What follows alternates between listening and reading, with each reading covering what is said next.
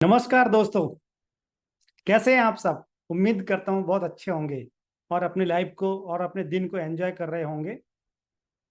आज के वीडियो में हम बात करेंगे किसी भी मेजर इन्वेस्टमेंट करने से पहले हमें कौन कौन सी चीज़ों का ध्यान रखना चाहिए और कैसे प्रिपेयर करना चाहिए ताकि हम इन्वेस्टमेंट भी कर पाएँ अच्छा और फ्यूचर में आने वाली प्रॉब्लम से अपने आप को और अपनी फैमिली को बचा सकें और सेव कर पाएँ। मेजरली क्या होता है, मैक्सिमम लोग इन्वेस्टमेंट स्टार्ट कर देते हैं, उनको सिखाया जाता है कि पैसा बचाओ और इन्वेस्ट करो और ऐसे एसेट में इन्वेस्ट करो जहां से आपको ज़्यादा से ज़्यादा प्रॉफिट मिलने वाला है। बट कई बार ऐसा होता है कि हम एक्साइटमेंट में इन्वेस्टमेंट कर देते हैं और बहुत सारा लोन ले लेते हैं और हम अपने आप को सिक्योर नहीं करते, सेफ नहीं करते और उसकी वजह से कई बार ऐसी प्रॉब्लम्स होती हैं कि हमारी फैमिली भी क्राइसिस में आ जाती है, प्रॉब्लम में आ जाती है। तो हमें कोई भी मेजर इन्वेस्टमेंट डिसीजन लेने से पहले कौन कौन से 4 पॉइंट्स को कंसिडर करना है उनको मैं बताऊंगा और उसके लिए मैं आपको डायरेक्ट अपना माइंड मैप शेयर करूंगा, वहां से आपको समझ में आएगा। सो ये माइंड मैप है हमारा, इसमें ये बताया गया है कि आपको सबसे पहले जो करना है आपका इंश्योरेंस प्लान लेना है। यस, आपने लाइफ को प्रोटेक्ट करना है क्योंकि हम इन्वेस्टमेंट कर रहे हैं फ्यूचर के लिए कि हमें फ्यूचर में ज़्यादा बेनिफिट होगा।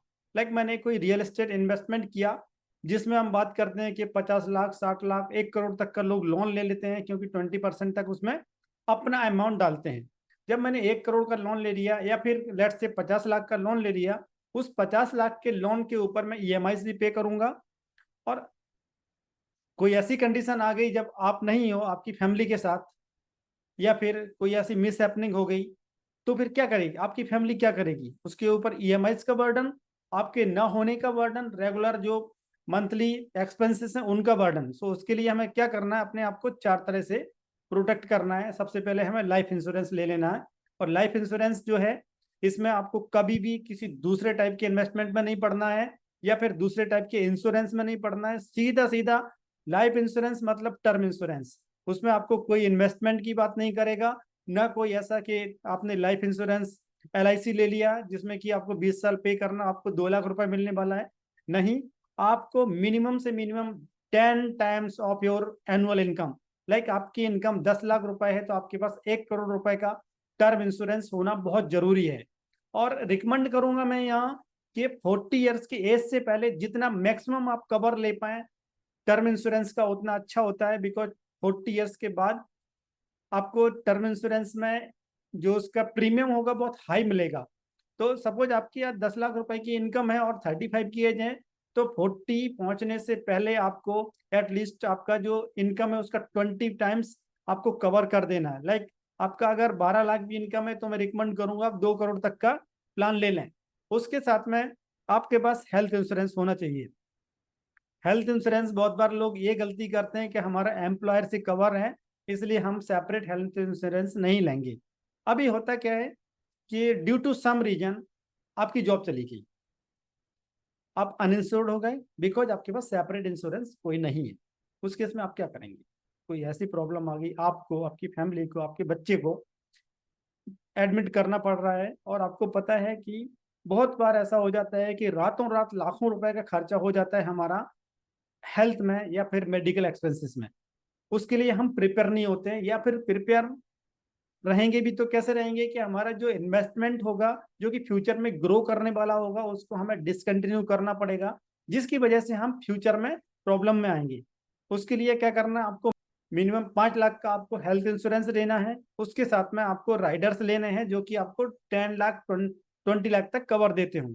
उसमें क्या होता है कि 5 लाख तक का आप कवर, बेसिक जो कवर रहेगा वहां से कवर कर लेंगे और जो आपका राइडर्स रहते हैं उसमें आपका प्रीमियम बहुत कम आता है तो आपको उनको भी चेक कर लेना है। उसके लिए मैं रिकमेंड करूंगा सभी लोगों को कि पॉलिसी बाजार की साइट पे एक बार विजिट करेंगे, आपको सबको डिटेल मिल जाएगा, उसका लिंक मैं डिस्क्रिप्शन में दे दूंगा। इसके बाद आपके पास क्रिटिकल इलनेस का कवर भी होना चाहिए, सेपरेट आप कवर ले सकते हैं या फिर आपका टर्म इंश्योरेंस या हेल्थ इंश्योरेंस के साथ अगर ऑफर मिल रहा है आपको तो उसके साथ में लेंगे तो और अच्छी बात है। सेम पर्सनल एक्सीडेंटल इंश्योरेंस भी लेना है आपको और ये भी आपका अराउंड 10 टाइम्स होना चाहिए जो आपका इनकम है उसका। इस तरह से आप अपनी लाइफ को, अपने आप को इंश्योर कर लेंगे। देन नेक्स्ट आता है आपके पास कंटिजेंसी प्लान होना चाहिए। कंटिजेंसी प्लान में आपको क्या होता है कि मैं प्राइवेट जॉब में हूँ और मैंने अभी खुद भी देखा और बहुत सारे लोगों को देखा होगा आपने भी कि कोविड के टाइम में बहुत सारे लोगों की जॉब चली गई और वो प्रिपेयर नहीं थे। उस प्रिपरेशन की ना होने की वजह से उनको कई बार बहुत सारी प्रॉब्लम्स हुई और उन्होंने अपना जो इन्वेस्टमेंट था, जो ग्रो हो सकता था या ग्रोइंग एसेट्स थे, उनको उनको डिसकंटिन्यू करना पड़ा क्योंकि उनके पास इमरजेंसी फंड्स का बैकअप नहीं था। अभी इसमें मेरे एक मेंटर हैं, वो बोलते हैं इसको आपको इमरजेंसी फंड नहीं नाम देना है, बिकॉज इमरजेंसी फंड नाम दिया मीन्स आप उसको इमरजेंसी को इनवाइट कर रहे हैं अपनी तरफ, क्योंकि लॉ ऑफ अट्रैक्शन में वो बिलीव करते हैं और मैं भी कहीं ना कहीं लॉ ऑफ अट्रैक्शन में बिलीव करता हूँ। सो आपको इसको इमरजेंसी फंड नाम ना देके इसको आपको फ्यूचर प्लान फंड नाम दे देना है या फिर जनरल फंड दे देना है आपको नाम।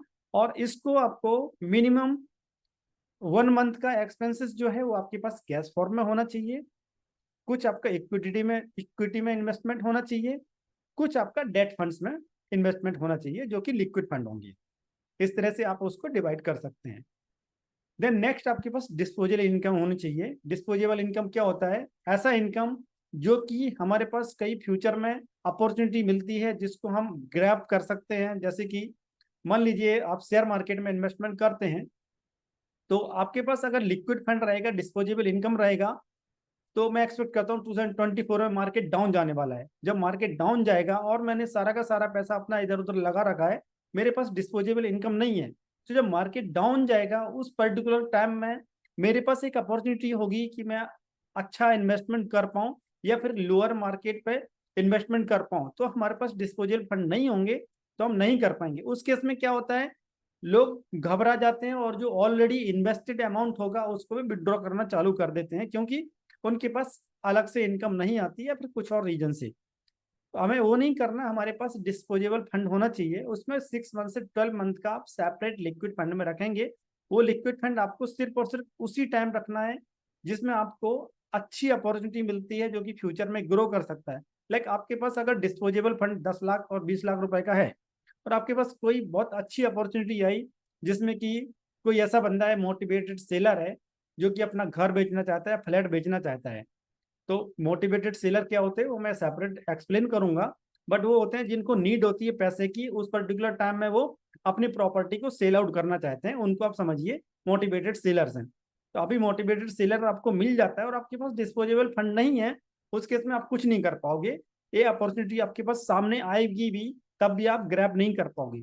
तो इस टाइप की अपॉर्चुनिटीज के लिए हमें अपने आप को रेडी रखना है ताकि अच्छा प्रॉफिट और बेनिफिट अर्न कर पाए हम।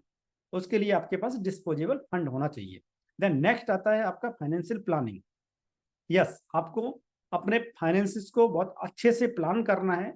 उसके लिए क्या करना है, आपके पास रिटन गोल्स होने चाहिए। जो भी आपकी लाइफ के मेजर गोल्स हैं वो होने चाहिए। एग्जाम्पल के लिए आपके पास चाइल्ड की एजुकेशन का गोल हो सकता है, आपको कार परचेज करना है, आपको घर परचेज करना है, आपको चाइल्ड की मैरिज के लिए चाहिए, पोस्ट ग्रेजुएशन के लिए चाहिए, या फिर आप विजिट करना चाहते हैं, कहीं शौक रखते हैं बाहर घूमने का, उसके लिए आप ट्रैवल के लिए प्लान रहेगा आपका, तो वो एक सेपरेट गोल रहेगा। इसके साथ में आपका रिटायरमेंट का गोल रहेगा।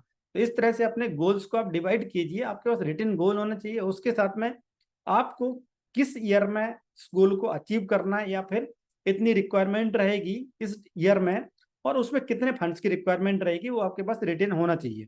जब आपके पास गोल्स रिटन होंगे, देन आपको जो इन्वेस्टमेंट आप कर रहे हैं उस इन्वेस्टमेंट को आपको उस गोल के साथ अलाइन करना है और मैप कर देना है। तो क्या होगा, आपको डिसाइड करने में हेल्प मिलेगी कि आपका जो गोल है वो अचीव हो रहा है टाइम से या नहीं हो रहा है। नहीं हो रहा है तो आपको ये डिसाइड करना है कितना इन्वेस्टमेंट उसमें बढ़ाना है या फिर आपको किस टाइप के इन्वेस्टमेंट असेट्स में इन्वेस्टमेंट करना है ताकि आपका गोल टाइम से और जो आपकी रिक्वायर्ड अमाउंट है उसके साथ आप गोल को अचीव कर पाए। इसके लिए आपको गोल के साथ मैप कर देना। देन आपको आपके इन्वेस्टमेंट पोर्टफोलियो को डाइवर्सिफाई भी करना है। जैसे कि आपके पास गोल्स हैं तो इसमें डाइवर्सिफिकेशन कैसे कर सकते हैं आप? सपोज आपके पास एक गोल है जिसके लिए आपको अभी 20 ईयर्स का टाइम है, तो उसमें आप क्या कर सकते हैं, हाई रिस्क टेकिंग कैपेसिटी हो जाती है उसमें क्योंकि आपका टाइम ज़्यादा है। तो आप इक्विटी में इन्वेस्टमेंट कर सकते हैं या फिर किसी रियल एस्टेट में इन्वेस्टमेंट कर सकते हैं। रियल एस्टेट में इन्वेस्टमेंट का मतलब आपको कभी भी रेसिडेंशियल प्रॉपर्टी में इन्वेस्टमेंट नहीं है, लॉन्ग टर्म के लिए कर रहे हैं। बिकॉज अगर आपने किसी एक फ्लैट में इन्वेस्टमेंट कर दिया, 20 साल बाद उस पर्टिकुलर फ्लैट की कंडीशन क्या होगी, कितना ग्रो करेगा वो आपको पता नहीं है, बट ऐसा होगा कि बिल्डिंग पुरानी हो जाएगी तो उसका आपका जो मेंटेनेंस कॉस्ट है वो बढ़ जाएगी। जब मेंटेनेंस कॉस्ट बढ़ जाएगी और उसका अप्रिसिएशन बहुत ज्यादा नहीं मिलता है रेसिडेंशियल में स्पेसिफिकली फ्लैट्स में, तो आपको अवॉइड करना, उसके बजाय आपको रॉ लैंड में इन्वेस्टमेंट करना, प्लॉट्स वगैरह में इन्वेस्टमेंट करेंगे या फिर कमर्शियल प्रॉपर्टीज में इन्वेस्टमेंट कर सकते हैं लॉन्ग टर्म के लिए। और इक्विटी में इन्वेस्टमेंट इसलिए बोला गया है क्योंकि इक्विटी शॉर्ट टर्म के लिए जो होता है वो थोड़ा सा फ्लेक्सिबल होता है, या फिर मार्केट फ्लक्चुएशन की वजह से वो डिफर कर सकता है, कभी आपका इन्वेस्टमेंट माइनस में भी जा सकता है। तो उसको आपको शॉर्ट टर्म गोल्स के लिए नहीं रखना है, वो लॉन्ग टर्म गोल्स के लिए रखना है। और इस तरह से आपको डेट फंड्स में भी रखना है, लिक्विड फंड में रखना है, कुछ आपका गोल्ड वगैरह में, कमोडिटीज में भी इन्वेस्टमेंट कर सकते हैं आप। इस तरह से आप अपने पोर्टफोलियो को डाइवर्सिफाई करेंगे। और उसके लिए ज़्यादा डीपली समझने के लिए आपको रिकमेंडेड है कि आप पर्सनल फाइनेंशियल एडवाइजर रखें, तो बहुत अच्छी बात है। ये आपको हार्डली 2 से 3 हज़ार रुपये महीना चार्ज करेंगे। बट ऐसा हो सकता है कि आपका इन्वेस्टमेंट पोर्टफोलियो जो आप खुद पर्सनल मैनेज करके कर पाएंगे उससे कहीं डबल और ट्रिपल ग्रो करा के दे देंगे, क्योंकि प्रॉपर उनके पास इंफॉर्मेशन रहती है और वो एक्सपर्ट्स होते हैं, तो आपकी पर्सनल एडवाइस मिलेगी आपको। तो आपको रिकमेंडेड है कि पर्सनल फाइनेंशियल प्लानर आपके पास होना चाहिए। देन नेक्स्ट आता है आपको बजटिंग करनी है और सेविंग करनी है।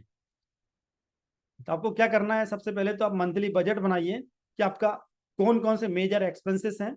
और जब आप मंथली बजट बनाएंगे तो आपको बजट बनाने के लिए कैसे होता है, इसके लिए आपको 6 जार प्रिंसिपल टी हार्वेकर द्वारा बताया गया है, उसको रेफर कर सकते हैं। या फिर मैं एक वीडियो रिकॉर्ड किया ऑलरेडी, मैंने यूट्यूब पे दिया हुआ है, उसका लिंक मैं आई बटन में दे दूंगा और नीचे डिस्क्रिप्शन में भी दे दूंगा, वहां से आप ले सकते हैं।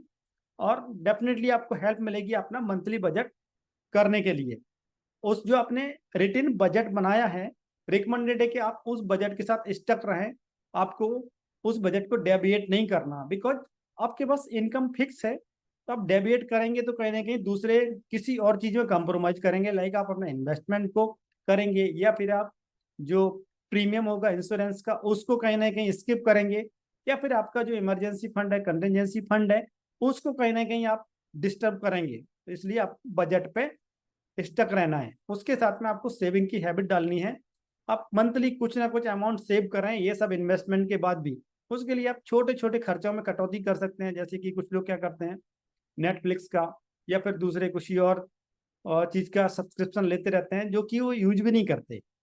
तो इनको आप देख सकते हैं, अपने रिव्यू कर सकते हैं। इस तरह से अगर आप उनको अनसब्सक्राइब कर देंगे और जब जब आपको रिक्वायरमेंट है उस पर्टिकुलर मंथ के लिए आप सब्सक्राइब कर लें, उस टाइम आप अपना यूज करें, उसके बाद उसको डिसकंटिन्यू कर दें। इससे आपको क्या होगा, अगर थोड़ा थोड़ा अमाउंट भी आपने सेव कर पाया, या फिर जब आप मंथली बजट बनाते हैं, बजट के अगस्त में आपने कितना स्टक कर पाए, और फिर जब आप पूरे महीने का रिव्यू करेंगे तो आप देख पाएंगे कि आपने कहाँ कहाँ एक्स्ट्रा एक्सपेंसेस किए हैं। तो नेक्स्ट मंथ में आपको अवॉइड करना उन एक्सपेंसेस को। इस तरह से आप थोड़ा सा अमाउंट भी सेव कर पाएंगे, तो लॉन्ग टर्म में वो एक बड़ा अमाउंट हो जाता है, जो कि आपको कुछ ना कुछ फाइनेंशियल गोल अचीव करने में हेल्प मिलेगा, या फिर आपको कहीं ना कहीं एक वेल्थ बिल्डिंग में हेल्प मिलेगा। इस तरह से आप उसको सेव करेंगे पैसे को और अच्छी जगह इन्वेस्ट करेंगे। सो ये थे हमारे टोटल पॉइंट्स जो कि हमें इन्वेस्टमेंट करने से पहले कर लेना है, प्लानिंग।